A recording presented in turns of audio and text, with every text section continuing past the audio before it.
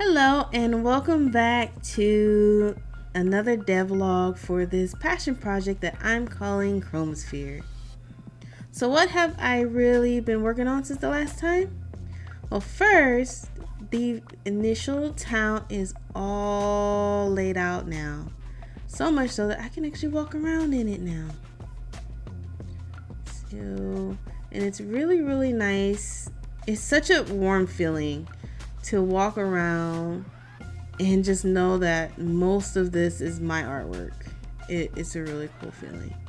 This is a new building that I hand drew for it. I love the way it looks. This is actually Amaranth, which is the second person in my party. This is her house. The only building that remains is the inn, but I really like the way the inn looks. So I might leave it as is for now. Just for now. Because I really like the way it looks. But yes, the entire town is nicely laid out. I'm going to put something here. Don't know what. But yeah. So I worked on that. I also took some time to write more of the story so I know where I'm going with it. Which actually changes a lot of the events that I had in my demo. So a lot of that's going to change. But it'll make a lot more sense. So that's really good. And then I worked a lot on the interactions that I want to have in the game. I'll show you some of those. This one is not new. But a lot of times with the inn, you pay and then the screen goes black and then you rest, right? Well, in mine, you get a key and you can choose whatever room you want to actually go into. And then you click on the bed and you rest. This actually opens up a lot of way for story. You might come in here and you find other people in here. There could be events that go on in here. There's just a lot more room to have this be a very active area versus just a place where you come and you rest and you leave. So I wanted this to become another explorable area as well. And I like the idea of choosing your room. You might actually find treasures hidden in the rooms. There's a lot that could go on. Again, that's one that was in the demo. But those are the interactions that I'm trying to get in the game.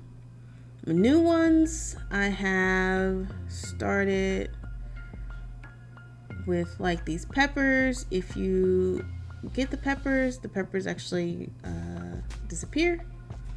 And I'm working on figuring out how to get them to respawn after a certain amount of time. I haven't figured it out yet, but I would like that to happen so you can come back to the towns and stock up on all of the good foods that they have.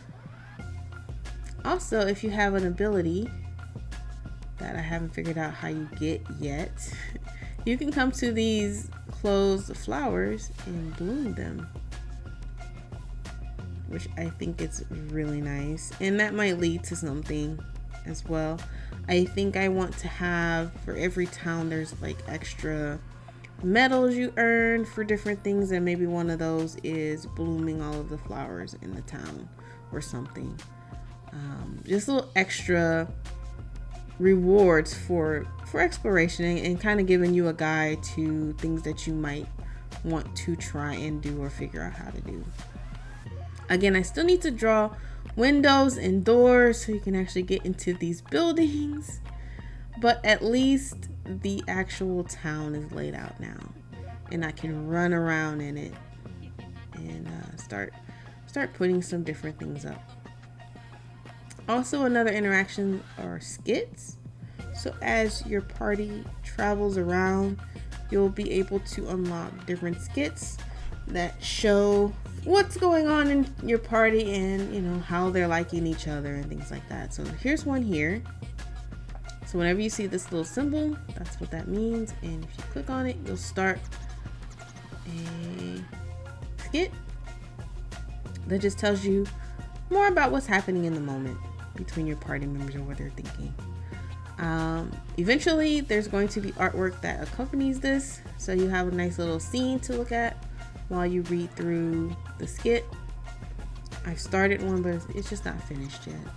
But I'm always trying to find opportunities to add more of my artwork in here. I know that I might not be able to add it everywhere just because of my limited skills at the moment, but I want to add it wherever possible. And also make it unique, because I don't see too many people doing skits like that and having artwork that shows up. So another way to take this and make it my own. Also, I want you to be able to, as you explore, be able to add different people that you meet to your party, whether you want to keep them around all the time or you just want to pick and choose and change and just have fun with all the characters that you'll be able to meet and add to your party. This one starts a little quest, but if you complete the quest, you can add Miss Cherry here to your party, which I think is really cool. You just come and you meet somebody really cool and have the opportunity to be like, hey, come with me on this quest or whatever. And see, I gotta move doors. Doors are all over the place. Just gotta do a lot of cleanup now that the city is actually laid out. But that's basically what I've been up to. So not a lot of progress, but enough to where I felt like I had enough to show you guys, especially the finished town, because I'm so proud of this town. It looks so nice. Down here will be where you find more areas in red spectrum, so you'll be able to go to other cities and towns from here. And there's one other map that I've been working on, so let's get out the game. I'll show you this real quick. The other map that I've worked on is this one, which is gonna be the way that you get from one spectrum to another, because the first place you're gonna have to travel to is green spectrum. And if I show you the world itself, what it looks like,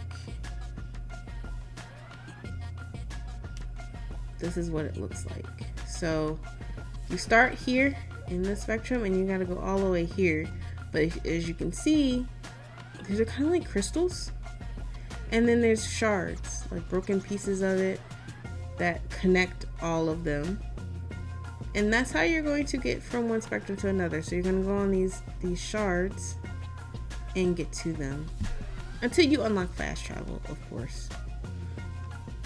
And then that's what this is. So these are the shards that you're going to travel, and I'm thinking this is too many for the first one, so you have to go through red, orange, and yellow to get to green.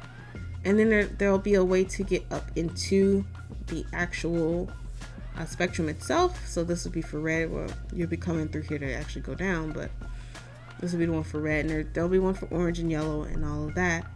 Or you can bypass them and just keep going. So you have this trail between all of the spectrums. And I gotta figure out exactly how many shards I want you to have in each place, kind of thing. But that's the other thing that I've been working on is your travel, because I had a world map.